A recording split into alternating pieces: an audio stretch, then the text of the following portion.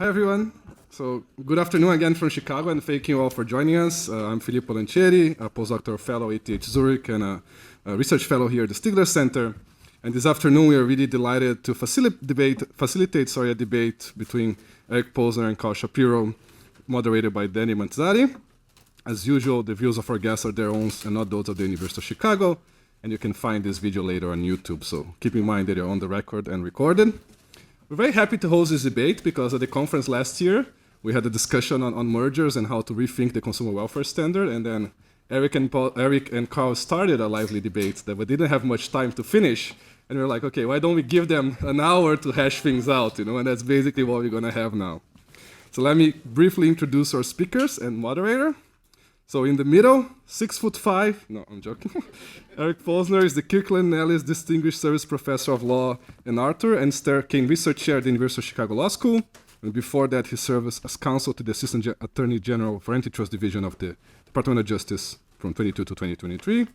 Carl Shapiro is the Distinguished Professor of the Graduate School at the University of California at Berkeley.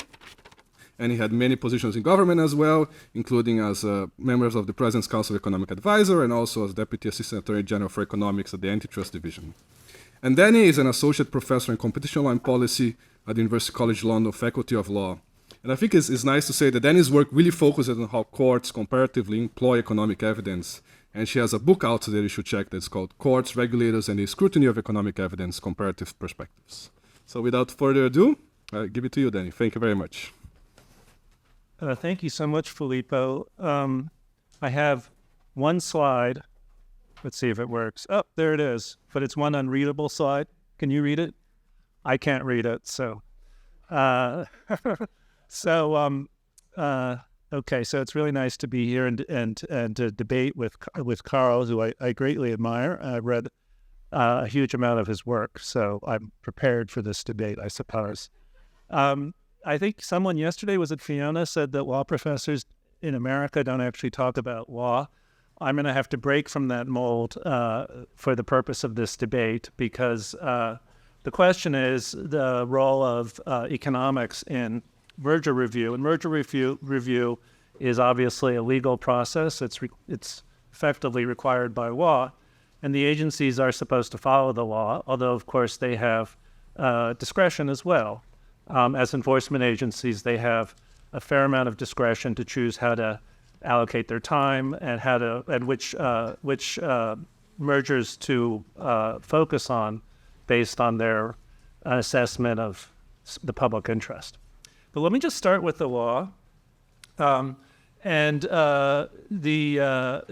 law, the operative language here, which I can barely read, but I've memorized this, is that a merger is illegal if it may substantially lessen competition or tend to create a monopoly. So that's the statute that we're dealing with.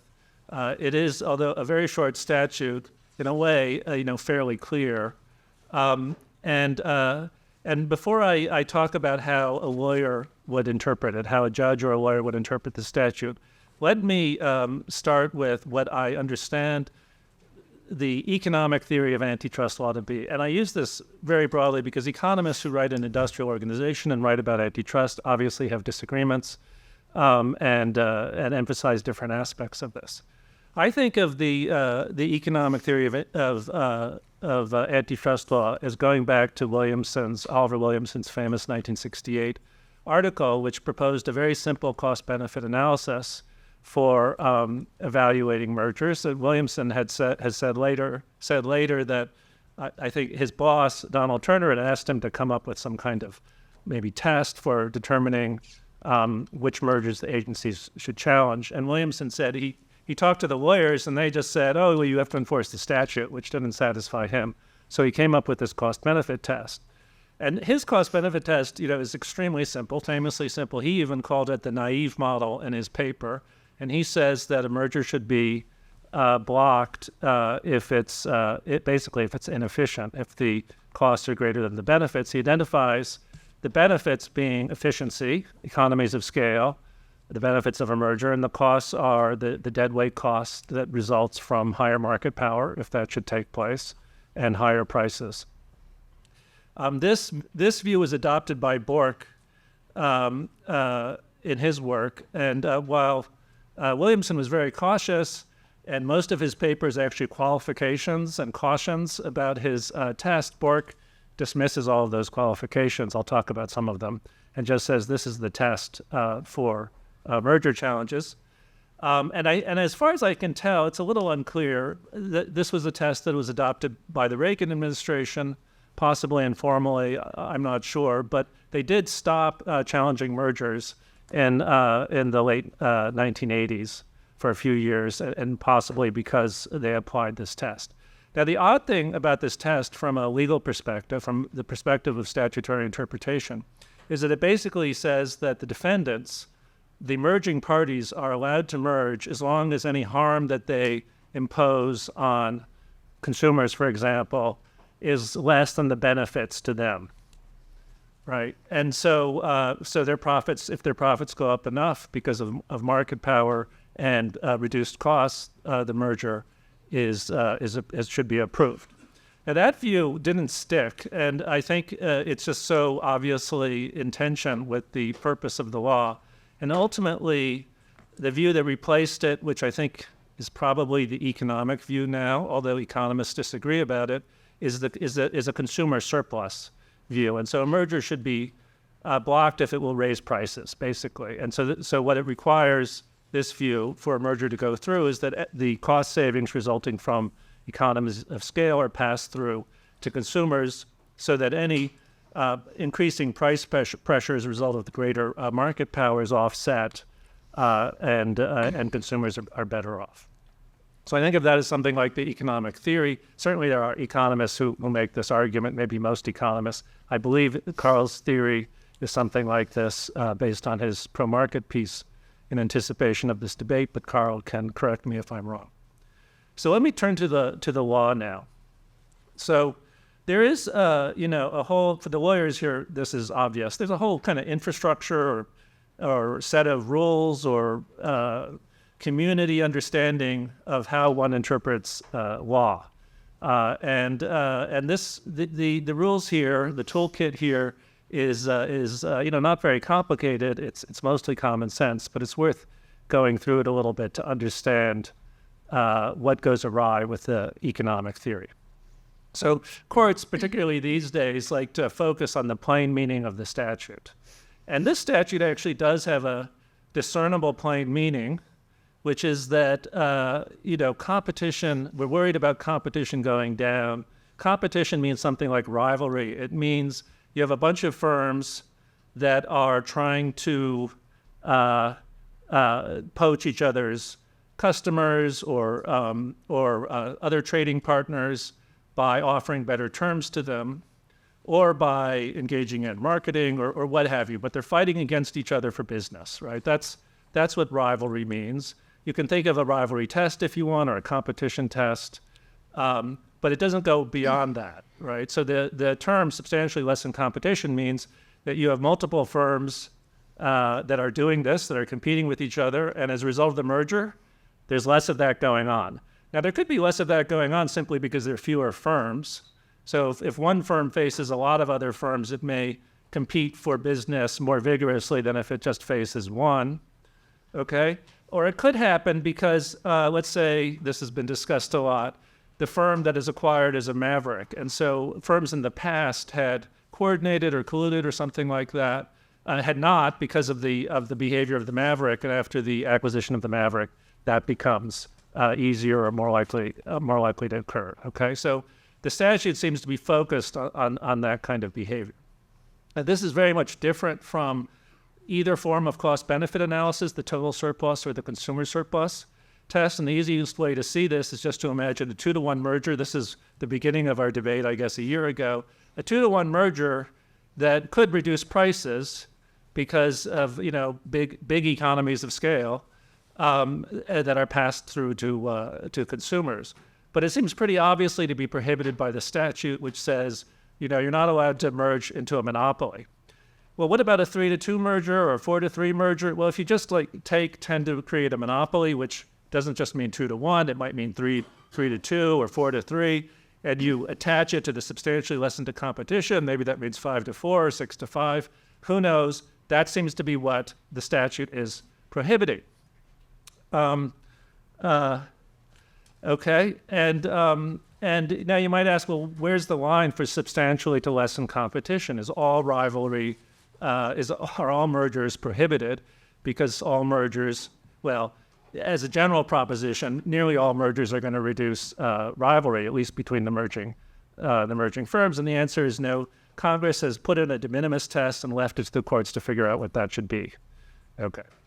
Now, the economic theory, as I understand it, claims that the Congress's purpose was to basically either help consumers or promote economic growth or push down prices or promote output. And that may well have been one of Congress's purposes. But Congress clearly had many other purposes when it enacted this statute. As had been talked about already at this conference, Congress and people generally were worried about corporate power. In those days, powerful corporations would just would just bribe legislatures. They also were immune to regulatory enforcement because they had so much power, and they were very nimble. They could move from state to state as people went after them. The corporations would hire thugs to crack down on striking workers. And so there was a lot of concern about that, as well as the economic impact. Okay. Now, after this, there was a lot of additional legislation and opportunities for Congress to change these rules if it wanted to. It didn't take that opportunity. The mistake in the economic theory is to single out one of these multiple purposes and say that's all that Section 7 is supposed to accomplish, increasing economic output, while neglecting all these other purposes, which clearly were motivated Congress and have remained a concern to the present day. This view of Section 7 is reflected in Supreme Court interpretations that remain valid law, even though they're old. And these are Supreme Court cases that have subsequently had a great deal of influence on outcomes. And so, Deni, let me just answer the question, what is the role of economics in merger review? I do want to say, I'm not arguing there's no role of economics in merger review. As Zephyr mentioned yesterday, whenever you're trying to measure harm, and that's a matter of concern, economics can play a role. It can play other roles as well. But on the crucial issue of what the liability rule is, I don't think it's correct to say that it is an economic rule. Okay. Thank you. Carl, Well, thanks. So last year we did have this interchange. At that time, Eric was arguing that mergers should be evaluated based on whether the margins of the merging firm went up. And if the margin went up, that was increased market power, and that would be illegal. I then said, wait about two small firms merge. They lower their costs. They pass through some of the cost savings to their customers, so prices go down. But they don't pass through all of it, so their margins go up. You want to be against that merger. Off we went. Eric seems to have wisely not pursued that line of argument further today, and he said it's going after Oliver Williamson, but okay. The question posed was the proper role of economics in merger review. Since my mother taught me to follow instructions, I will start rather than end with the answer. To assist the legal system in enforcing the law.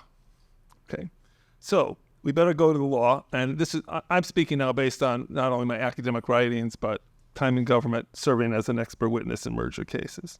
So we understand the statute refers to the may substantially lessen competition. Let me just focus on that prong. We've also got they tend to create a monopoly. May substantially lessen competition. Okay, well, that's all about that. The notion of competition is an economic concept, a notion. And we also have the substantially. So we have to have some notion of magnitude or significance. Okay, this seems to me to bring in economics pretty centrally. As an example, when I testified in the Staples Office Depot number 2 case for the FTC, that was the market the FTC defined was sales of office supplies to large companies, essentially. And we had very nice data about the two merging companies bidding for these contracts that these large companies would set to provide a whole bunch of office supplies and other stuff. Well, The merger would eliminate that bidding competition. That was very significant. That was about economics. It was about bidding. Who were the other bidders? How often did they win? These are all economic concepts. This was central to evaluating whether that merger would substantially lessen competition. Another example, I testified for Steve's Doors, the plaintiff in a rare successful private action in a merger case. They were challenging a merger of two of their suppliers of door skins, which are a critical input into the doors. It was a consummated merger, and there I showed to the jury that the prices had gone up after the merger. And so that's obviously economics, that Steve's Doors was injured. They also had a damages claim. And further had to show, well, the prices went up not because costs went up, but rather because of the merger. And in fact, prices had gone up after the merger and the costs of the suppliers had gone down. All economics, very central to the question, did those mergers substantially lessen competition? I'm not sure what the alternative method that Eric is suggesting, but judges and juries want to know, will people be harmed by the merger? And harm will typically be, in these cases, customers. Of course, in other cases, it could be suppliers or workers. Okay, so that's the role of economics, both actual and, to some extent, very much, I would say, proper, at least as I have used it. But there's a lot of misuse of economics as well. This is a big problem in merger analysis. We had a long period of time where a whole phalanx of economists paid by merging firms were arguing a theory of critical loss that made no sense, and it got a lot of traction. Or they argued the only way a merger could be a problem is if the two firms were the next closest competitors to each other. Also not true, okay? Just economically false. But these things got some traction. So the actual role of economics is much more mixed because economics gets abused by defendants in these cases. Oh, it could be abused on either side, okay? But I've been testifying for 15 years. All these testimonies have been for plaintiffs, mostly the government in these cases. And so this is what I'm seeing. To give an example of that, in the Steve's Doors merger, so this was a merger between two of these suppliers of these door skins, right around at a time around the time of the Great Recession. And so, as I said, I told the jury prices went up, the costs had actually gone down because input costs had gone down, and so the merger had caused the prices go up. The economist testifying for the defendants, which was Ted Snyder, who at the time I believe was dean of the Yale School of Management, so I'll have to get Fiona to straighten him out on this. He told the jury, oh no problem, because output went up after the merger. That is, when more doors and door skins were produced. And we know the Supreme Court likes to look at output, so he should look at output. Why did output go up at that period of time? Because we were coming out of the Great Recession and housing starts were going way up. And so that had nothing to do with the price of door skins. It was not very plausible that because of the price of door skins, and therefore doors going up by $20 or $30 a door, that people would decide, I don't think I need a door into that bedroom. I'll just skip that. So that was nonsense, and the jury, I think, saw it as such. So there's good and bad economics. I'm talking about the proper role of economics. And there's a separate issue, maybe we'll talk about it, about how to discipline this type of really bad economics that gets paid for and put forward in some of these cases. Okay, so now, further, how do we tell whether there's a substantially lessening of competition? So if you're going to figure out there's a substantial lessening, you better figure out what it is. What is competition, so you can see whether it went up or down, or significantly so. I like the definition of competition that the merger guidelines have. They say, competition is a process of rivalry that incentivizes businesses to offer lower prices, improve wages and working conditions, enhance quality and resiliency, innovate, and expand choice, among many other benefits. I like that, and it fits with common sense and how economists think about competition. So how would you tell if competition's gone down? Well, a good way to diagnose that would be whether the benefits that competition generates are likely to go down. Okay. Now, it's all predictive in these cases. Almost all cases are not consummated mergers. So how are you going to predict whether these benefits will go down, and that hence we are led to something like will prices go up? Okay. That's a very sensible test, diagnosis, because for one thing, it relates to harms, which judges and juries are going to care about, and they always have, going back to all those Supreme Court cases.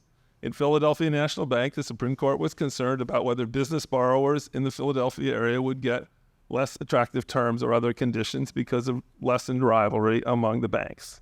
Okay, and that's consistent in the case law. So it's a good diagnosis to look at whether prices will go up or quality go down and so forth. And that's something that's very much about economics and what economists can do. The same thing would apply upstream. If we have a hospital merger and we're worried about whether this will reduce competition to hire nurses, well, we look at this and we say, okay, what are the choices the nurses have in terms of where they can seek employment? Are these hospitals competing to get nurses? We look at the geographic scope. Where can the nurses go? We might look at the share of employment of nurses by these hospitals. These are all economic concepts, and ultimately, we're very concerned here about the nurses being harmed, and that would come in the form of lower wages. So again, this is what we do. The economics, I don't know what the alternative is supposed to be. All right, so then how has this evolved over time?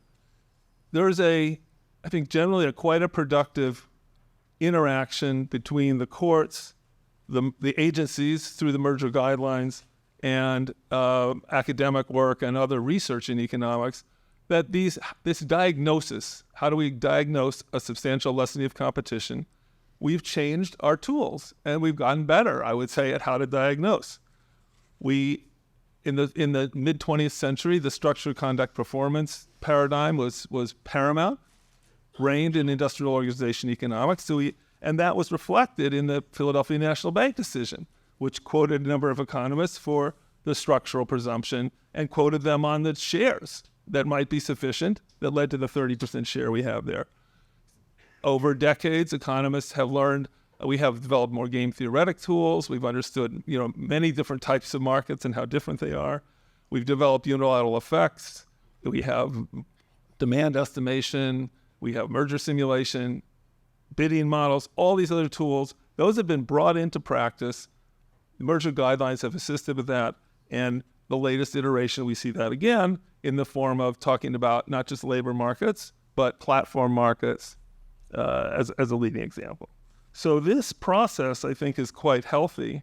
And it is how, I would say, economics has been used and influenced the law, okay? But it's all about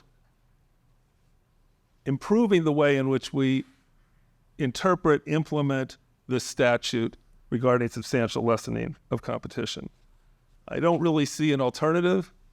Of course, none of this is to say that other goals of the antitrust laws are irrelevant. It's just when you go to court and you're looking at a merger between two suppliers of door skins, you're talking about the effect on competition in door skins. You're not talking about democracy or inequality, as important as those values may be, and as important as they may have been to Congress when they either passed the statute in 1914 or amended it in 1950. The statute speaks of economics. That's what the courts want to know about. That's what economists can help with. Thank you very much. Thank you. So I think we have two diametrically opposing opening statements that will help generate a lively debate. So we've heard, just to put the different pieces together, about whether we should follow a literal or a textual or a purposive interpretation of the Clayton Act. We heard a lot about the misuse of economics and the use of economics in diagnosing the substantial lessening of competition.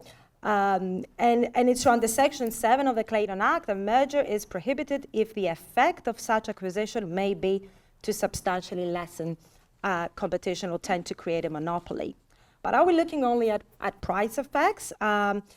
Is this our only concern? And recent decision practice in Europe and the US has brought forward other concerns, and understand that economists are trying to fit these non-price effects conceptually into the framework of the existing framework of diagnosis. I will go a step further and I will ask also whether they should have a freestanding basis like the one enjoyed by price output reductions. Can I just, before getting to your question, I just want to renew my question to Carl from last time. And so what I asked was, if you have a 2-to-1 merger that results in lower prices, is that a substantial lessening of competition? And Herb Hoffenkamp jumped in and gave the example of, let's just imagine Lyft and Uber in a town. Suppose there's no taxi service, it's just the two of them, and they merge. And Herb said that is not a substantial lessening of competition if prices go down. Okay, and I thought you disagreed, but I don't want to What is your answer to that? Would you say that's a substantial lessening of competition or not? Wait, the 2-to-1 merger, prices go down. Well, 2-to-1 merger, by the way you've defined that, is a complete elimination of competition. Yeah, Someone else. So how could it not be a substantial lessening? Okay, but under your theory, it would be lawful. Okay, so if it's a 3-to-2, so if it's a 3-to-2, that's such an easy one to diagnose. right? One thing, you already have the other prong that says tend to create a monopoly, but it is a complete elimination of competition. Okay. So what do you think? 3-to-2 merger competition, 3-to-2 merger Yeah. that results in lower prices. You approve it? Not substantial lessening of competition because it's 3-to-2 rather than 2-to-1. I think it's going to depend on the facts. I mean, the way the case. That's what lawyers say. But because I actually looked at that. I gave you the facts. We learned from Jonathan Candle last the night. evidence. You looked at the evidence. Prices go down. Well, Is it lawful or not lawful? so wait, you're asking a legal question or are you asking economic? I'm asking both questions. Substantially lessen competition, which you interpreted as you interpreted economically. Well, look, if the prices go down, that to me is an indicator. That's my point. That's a strong indicator that competition has gone up. There's an increased rivalry between those two firms. Now, the only reason I said, well, I want to know a little more is I could be worried that there'd be coordinated effects, and we haven't seen them yet. Yeah, So you're going to say prices go down and stay down. Despite the fact that their market share. Because costs go down. Okay. Rivalry doesn't have to. Rivalry obviously goes down. Well, you see, that's your view, okay? Rivalry goes down. Well, you think rivalry obviously goes down if we go from 2-to-1, but you don't think it obviously goes down if we go from 3-to-2. I mean, look, that's just what the statute says.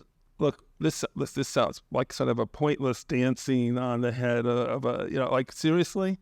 In practice, if you had a 3-to-2 merger and the parties showed the prices go down, I would say, as an expert witness, my experience, the parties would probably win that case. Yeah. Okay? They would lose. Okay. Well, that's because you don't think there should be an efficiency defense. No, this is a prediction about the law. Well, yes, Okay. it's a prediction about what a court would do interpreting the statute. All right. Well, I don't know. Just based on my experience with this, they would do what they do. Okay. All I can do as an economist is say, from my point of view, let me just state it as clear as I can. The fact that the price went down indicates, and is going to stay down and all that, indicates to me that there is enhanced rivalry between these two firms. Probably because the cost went down. Well, I think you said that. Okay. So that is a form of enhanced rivalry. You can have a lot of competition between two firms. Okay. I mean, we have models of that. We have examples of that. So for you to say, because there's only two left, that there must be reduced rivalry. I don't accept that in terms of what rivalry and competition means to me. And who are you benefiting if you stop that merger, by the way? Well, this goes back to the statute, and you're just refusing to take into account these other purposes that Congress was concerned about at the time, and that people are still. Wait, I thought we were talking about competition and rivalry. Now you're trying to change the substantial. This is a statute that uses the word substantially lessen competition. You insist over and over again that when Congress says that, competition is meant in a purely economic sense to mean Right. Well, it's more than an economic sense. It's an economic sense of not only rivalry, but rivalry that results in higher prices. But that's not what. But Congress passes this statute because at the time people thought there were too many monopolies, that it was too easy for companies to merge and become large monopolies, and that these monopolies were engaging in abuse of various, non-economic abuses of various types. So you have an interpretation of the statute. Can we divorce the statute from its history? That's actually the... But tell me, if I go back to Philadelphia National Bank, which your father had a hand in, okay? Big hand, I understand, for what he said here. What? No, it's a great opinion. No, I mean, don't you think it's a great opinion? No. I'm just saying. No, okay. All right. Fine. I was meant to be a compliment. You know, you have great genes, okay? What they're saying is this is a structural presumption, but it can be rebutted. So what it takes to rebut it? If you read the decision, it's very clear. You would rebut it by showing there was not a substantial lessening of competition. The harms they identify, competition among banks exists at every level: price, variety of credit arrangements, convenience of location, attractiveness of credit, all these things, non-price things. Non-price That's things. what they're Back looking to my for. question. That would, if those effects did not happen, they would be rebutted. They consider some rebuttals, and they reject them because they didn't meet this standard. So by this very decision of the Supreme Court, they're looking at these economic effects in this market, in the banking market in Philadelphia. So you're making it seem like there's no rebuttal. The court repudiates an efficiency defense following Brown shoe, and the Supreme Court case is consistent about that. We don't have a Supreme Court case, I understand, in this country. We don't have one the last 50 years, right? But we don't have one in the last 50 years. Which is another question of how this will Supreme Court cases are relied on and cited by courts of appeals and district courts in every other case. And not so only you don't that, think Philadelphia National Bank's good law? How do you rebut then? Pardon me? There's no rebuttal? How do you rebut? There has been movement among the courts of appeals, but the Supreme Court is the authoritative. That's why I'm asking about Philadelphia National Bank. So it's you read this That's decision, you rebut by showing that these harms to the customers won't happen. No, the court rebuts an efficiency defense. They bring up the possibility that there may be public interest reasons for allowing a merger to go through. For example, if you're in the middle of a financial crisis and you want your banks you need to merge your banks because one's failing, that could be a justification. They're not ruling out, look, it is a structural presumption. They're not ruling out, by definition, that the defendants can rebut, right? That's the whole meaning of structural presumption. But it doesn't say you can rebut on efficiency grounds. No, I didn't say anything about efficiencies. I just said you show that the prices go down instead of up. I don't know why. I didn't say the word efficiencies. I just said effects. I don't know why it happened. The court. It's just not clear from the court whether you can do that. I would do not think that the Supreme Court in the 1960s would approve a 2-to-1 merger because the prices went down. We're not talking about 2-to-1 merger. We're talking about Philadelphia National Bank. All right, a 5-to-4, 4-to-3 merger. Okay. Brown shoe was in the few years earlier. They don't repudiate Brown shoe. They adopt Brown shoe. They cite Brown shoe as authority. They even mention that in Brown shoe, the Brown shoe's celebration of small businesses. The Philadelphia National Bank does not change the law. It's simply extending the law. What the Philadelphia National Bank establishes a structural presumption. What the Philadelphia National Bank is, this is very common in judicial opinions. It becomes a more formal. It adopts a more formalistic stance than you had in Brown shoe. So they're saying, look, we're going to create this presumption in order to give some people guidance. This is like extremely typical for courts. We don't know all of the consequences of adopting this general rule, so we're not going to make it a bright line, irrebuttable rule. We're going to allow defendants in future cases to try to come up with a reason for allowing the merger to go through. That's totally fine. But they didn't say, Brown shoe's wrong. And in subsequent cases, the court, relies on Brown shoe, relies on Philadelphia National Bank. It's all over the place. First off, I think one of the interesting things about Philadelphia National Bank is the defendants say, this is going to be really good for economic development in Philadelphia. And they say, that's some sort of big, large cost-benefit analysis. That's beyond what the courts can do. We're not going to consider these broader things. We're going to focus on whether it's substantially less than competition in this line of commerce. Okay, so they focus on the economic issues. Okay. Brown shoe, they cite, as it always gets cited for the proposition, this Clayton Act is about competition, not competitors.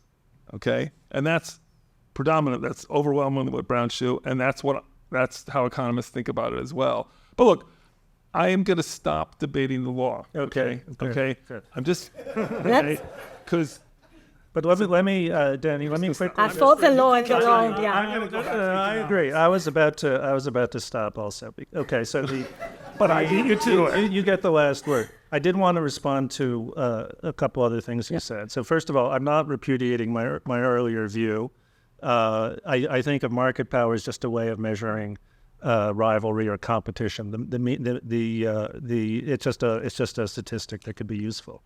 I agree with the bad economics problem, and I do think this is worth talking about. So what Carl is saying is that there's good economics and bad economics. I agree with that completely. It can be done better. It can be done worse. The real problem here is the courts. The courts, they're good judges and they're bad judges, and the good judges, you can tell, like, they're really trying to understand the competing expert reports and figure out who's right. But this is too complicated for these judges. So this is not an argument for getting rid of economics. I agree with Carl's first point, which is that economics exists to assist the agencies in enforcing the law. But I do think that if it plays too big a role in litigation, you get bad results. And the particular problem, if I can put this a little bit more strongly, is that economics puts a premium as a matter of practice on rigorous analysis, good data, and so the types of economic analysis that's used in litigation that can produce a prediction about price in a kind of a rigorous way crowds out the other types of arguments that could be made, including economic arguments, because judges are impressed by this. And a good example, which I think you might agree with, is coordinated effects. So models aren't as good. It's much harder to make a prediction traditionally about the impact of a merger and coordinated effects. And so over a number of years, this concern about the effects of mergers, admittedly an economic effect of merger, gets crowded out by the focus on unilateral effects. So one of the advantages of having the simple rule that Congress, with great foresight, put together is that you keep things simple enough that courts can enforce the law. So we are here not debating the role of economics, right? You do both agree that they have an important role to play. We are debating whether the economics we have is good, bad, or may add very sophisticated. And that is also a problem because law cares about administrability. Then this creates a huge information asymmetry between an economic expert witness and a generalist judge, and what sort of procedural innovations can we adopt in order to overcome this information asymmetry. So I think the problem is not only good, bad, but also maybe very sophisticated economics in the area of unilateral effects, for example. So this has been a project of mine for at least 20 years to try to identify relatively simple but robust economic concepts that can be used in mergers and non-merger cases too. I mean, there's pay for delay cases. There's more straightforward ways to go there, more plaintiff-oriented than the courts have been, standard essential patents, and mergers. And in mergers, so it's a great, the notion of looking at diversion ratios. I gave a speech about that in 1995 or 96 when I was economics deputy. That's a way to look at the competition between the two merging firms, and the elimination of that competition alone can be make for a substantial lessening of competition. And so I've been pushing that for almost 30 years.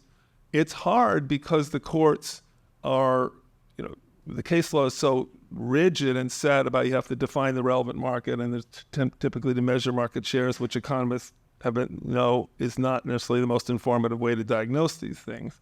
So, and I think the latest merger guidelines make progress on that with their guideline 2, building on what we did in 2010. So there's an example. You can look at diversion. The example with Staples and Office Depot, we had bidding data. You could see how often they were bidding against each other, and if one were to raise their price, how much likely it would be the other would get the business. And that's goes right to the heart of how economists think about this, and I think it fits very well with the statute concerns its lessening of competition. You can add margins in there too, very important to the arithmetic of how that works. That's the next level of sophistication. And then when you go deeper to, wait, I want to do a merger simulation model, that's where things get, I think, basically too complicated for a lay judge to really evaluate very well. Much more trouble could be made by an economist who wants to muck things up and just you get more of the battle of the experts that's opaque to a non-expert. And so I've not tended to want to go in that direction unless I absolutely have to for some reason methodologically. But if you need to go to the next level there, I think what you need is some sort of special master or other a court-appointed expert is really, and I've pushed for that too, but I think the defense bar doesn't like it. Let me come back to this point about corporate power, which is actually in an interesting way connected to the neglect of coordinated effects. So the problem is that as you have this better, sort of more rigorous method, the courts are kind of drawn to it in a kind of gravitational way. You've got these two experts with a lot of data doing unilateral effects analysis. And then you have these kind of bunch of cliches about coordinated effects, like there's smaller number of firms and they can monitor each other. And that stuff just doesn't seem as impressive, even though in the real world it could really matter a lot. But there's also this point about corporate power.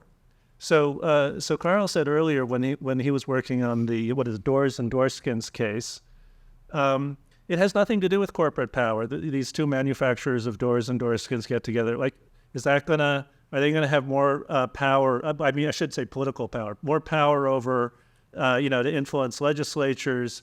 Are they going to be harder to enforce the law on because when they violate the law because they have more resources?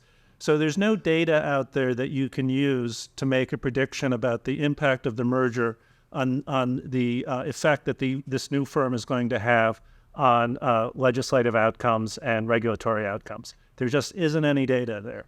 But I think this was Tim's fish and water, or fish breathing water point. We know that that's what's going on, and even if some of us are skeptical about it, it's clearly what motivated Congress and has repeatedly motivated legislatures over the years. Which is, by the way, why the Reagan administration never tried to get the Section 7 amended and converted into a pure economic test, because people are deeply concerned about it. So where does that leave us? So for an economist, just say, well, the economist might say, I don't believe this stuff, or I think more plausibly, look, I don't know how to measure it, right? I can measure prices, but I can't measure impacts on political outcomes. So I'm going to disregard it. But we can't disregard a statute that is designed in part to prevent corporations from becoming so powerful that they can impact. They just made that move. The statute talks about lessening of competition in a line of commerce in a section of the country.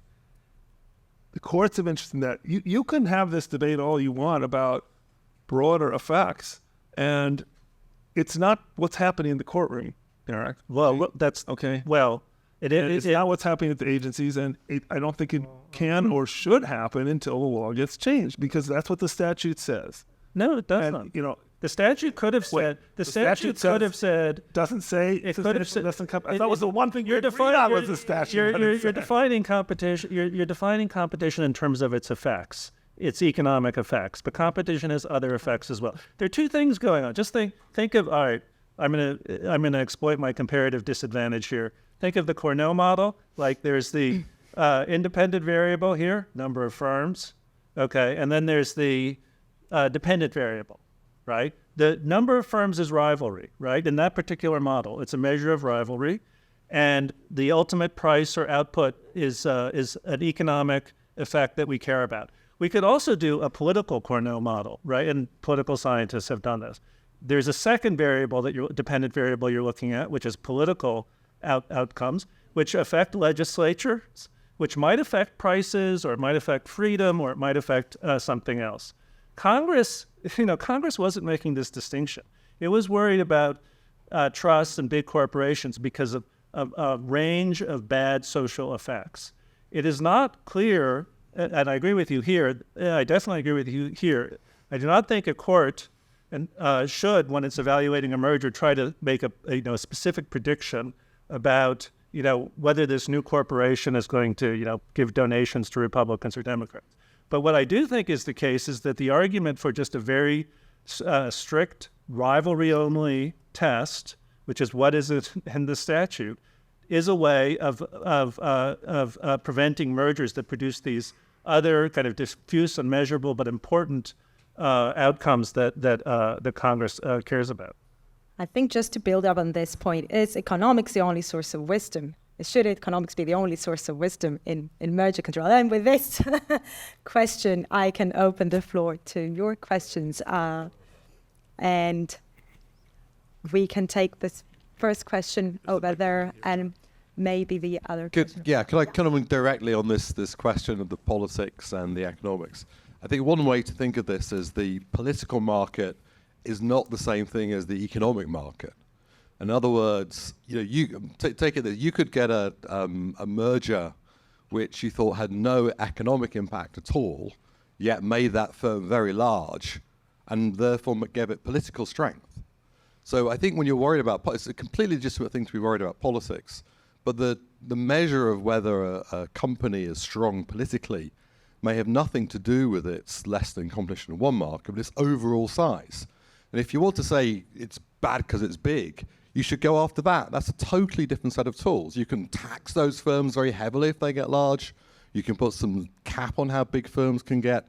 But that's a completely different thing from thinking about the antitrust question, which is about significant lessening of competition in an economic market, not a political market. It's a cognitive confusion, and I think it leads to bad law. I understand what you're saying, but you're assuming that, right? So there are different ways of modeling corporate influence on politics, and you're saying what we should be concerned about. You might be concerned about just like a really big company with tons of revenues and resources, but a really big company that has tons of resources and revenues, but is in a competitive market or in multiple competitive markets, may not be able to have much influence on politics or the incentive to affect them, because its competitors are also, if the firm tries to let's say get the government to raise tariffs, it's benefiting its rivals as well as itself, right? So there's a free rider problem. And so another theory is that as corporate power increases, that is market power. I think it's a confusion between two things. One is the question about different lessening of competition in a market. Another is the broader political thing. You're redefining competition to mean price effects. Yes, you are. Okay. Well, so price effects are one effect of the reduction of competition. There are other effects. Let me put this in very practical terms. Okay, I hear you, Eric. You want broader political factors to be, we should be thinking about those more, because that was what Congress was thinking about in 1950 or 1914.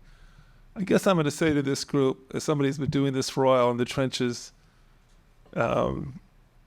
if we want to make progress with the current law, the statute, and the case law, my view continues to be, I think we need all the more to make progress, because horizontal merger enforcement is too lax, and we have more increasing evidence about that.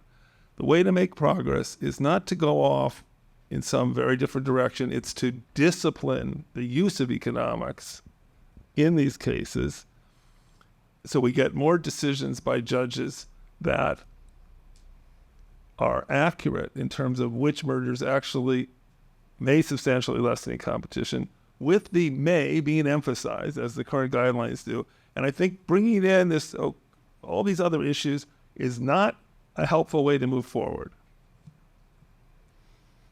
I already have a mic. So I'm willing to accept that economic analysis can get the answer wrong in certain cases. And I'm also willing to entertain a broader definition of competition, what sphere we're talking about. Can you please provide a description of analysis and criteria for determining whether competition may be lessened by a merger, however you define it? Can you analysis and criteria, yes or no? How do we decide? HHI thresholds are a good place to start. Low thresholds, and that's in a like a simple horizontal merger. That's in fact what courts do. What? Yeah, you need to define a market as firms that compete with each other. So I'm not saying that economics plays no role here. I'm talking about the standard of liability that is used to evaluate whether a merger is lawful or not.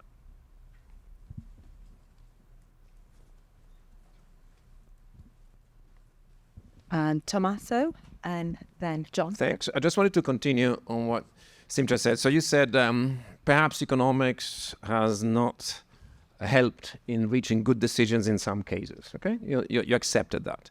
I have in front of me an article which is going to be published in a Law in Econ journal where Filippo and Deni are associate editors, so let's assume it's a very good journal, in fact. This paper is interesting. It's a meta-study about consummated merger effects. Okay? A retrospective on retrospectives of horizontal mergers. What's interesting about this paper is that the author is looking precisely at mergers which had been vetted by antitrust authorities. Okay? Precisely what we're talking about here. So mergers where some antitrust investigation was had and where economic models had been used. They were approved with remedies, without remedies, but were approved because the enforcers thought that consumers would be better off, or at least not worse off. Otherwise, they would not have been approved, right? So if our methods, which we applied in the trenches, not about esoteric stuff, were correct, you would observe in a practice, when you do a retrospective, that prices either went down, either were efficiencies, or were constant and nothing had happened. Okay? Perhaps these models were imperfect. Now, what this author finds is that in 52% of the cases, and she has hundreds and hundreds of these mergers, prices went up. So it's like tossing a coin. So in 52% of the cases, prices went up. So it's a bit of a stretch to say that in some cases there was no. No, in 20%, well, remember, these are approved mergers. They were approved because it was believed that consumers would not be harmed. Otherwise, you cannot approve a merger if you believe that consumers are going to be harmed. You cannot, okay? So it's a bit of a stretch to say that there has been some good and some bad economics, because on balance, we have some frameworks which are very coherent intellectually, okay, but in a bit detached from reality, because our frameworks have been, Carl, developed in the context of some models of horizontal product differentiation, etc., static models. If in practice our methods have little predictive power, what do you do? What do we do? How do we use good economics? So I want to go back to a challenge for the future. How do we make sure that this track record, which is very poor, doesn't become even poorer and hopefully improves?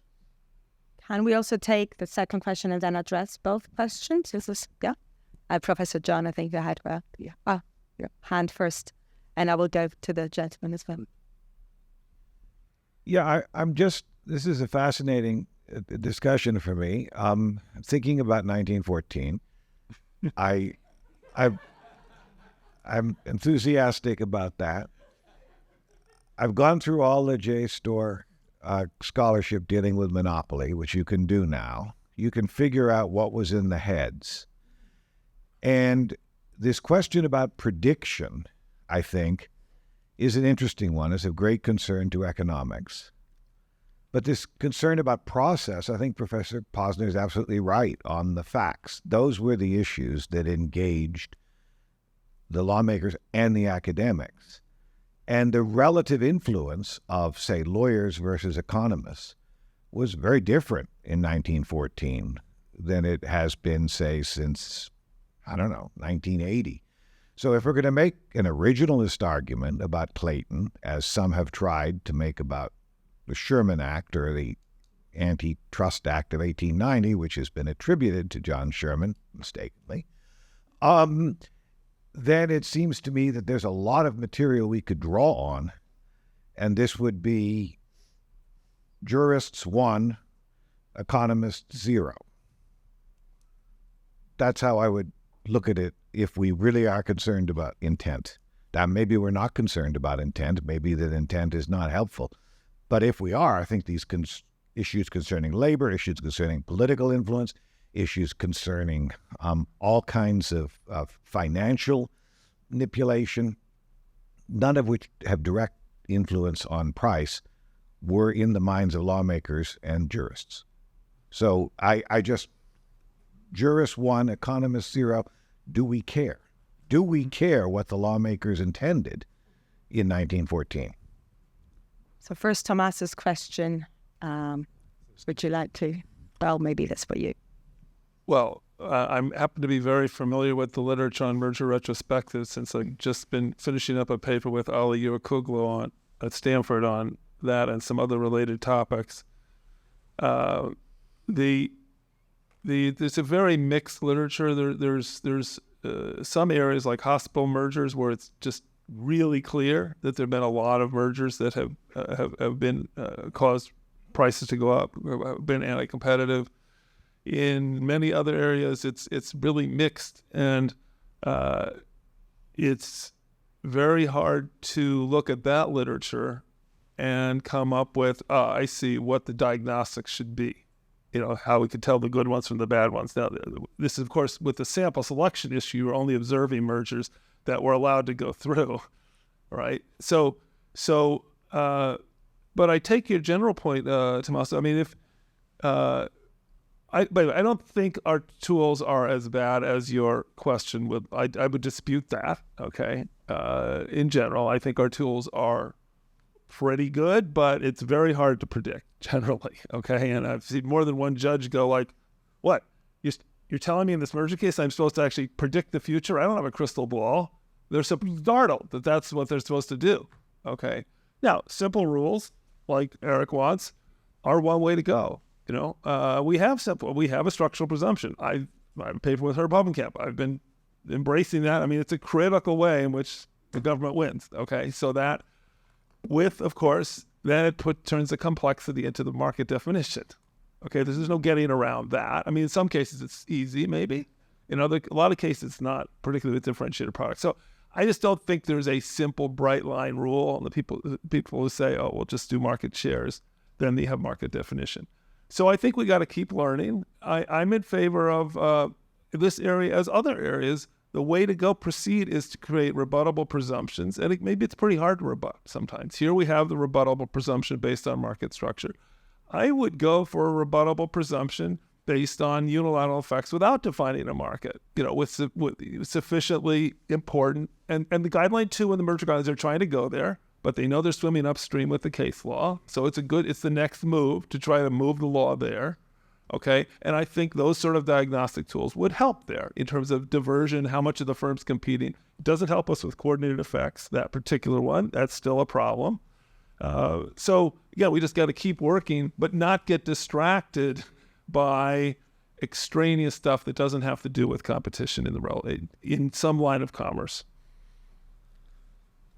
Eric, the other question maybe? Well, sure. Economists becoming peers at some point? Comment. Let me just try to clarify things here. So I do want to make it clear that I don't think that price effects are irrelevant. This is one effect that should be a matter of concern when a merger takes place. It's just that these other effects can't be taken off the table any more than you can take coordinated effects off the table in a world in which you care about prices. But you still haven't given any constructive way of how we're supposed to proceed. That's just said very. My question for you is: at what point do you decide that the price predictions are bad enough that you abandon the effort altogether? So you have a number of theories, and you've done this. And Tommaso says to us in the retrospective merger review literature says to us, well, it looks kind of random. So next to that, it's not an accurate reading of literature. I mean, Ashenfelter and Hoskin have a very nice review of the Whirlpool-Maytag merger. The price went up. I was DOJ's expert in that case. We had all sorts of metrics about that. We predicted the price would go up, and we were right. But Tommaso said it was 50-50. No, that case was So not. you're going to be able to find 50% of the cases where you're right. I don't think that follows. Go on. But in any event, the as I've said before, I'm a fan of the structural presumption. I think it should be strict in the sense that the threshold should be low, and I think that there should be no efficiency defense. Now on unilateral sex, I guess. What sense is there? Pardon me. How do you rebut it? How do you rebut the structural presumption? The efficiency.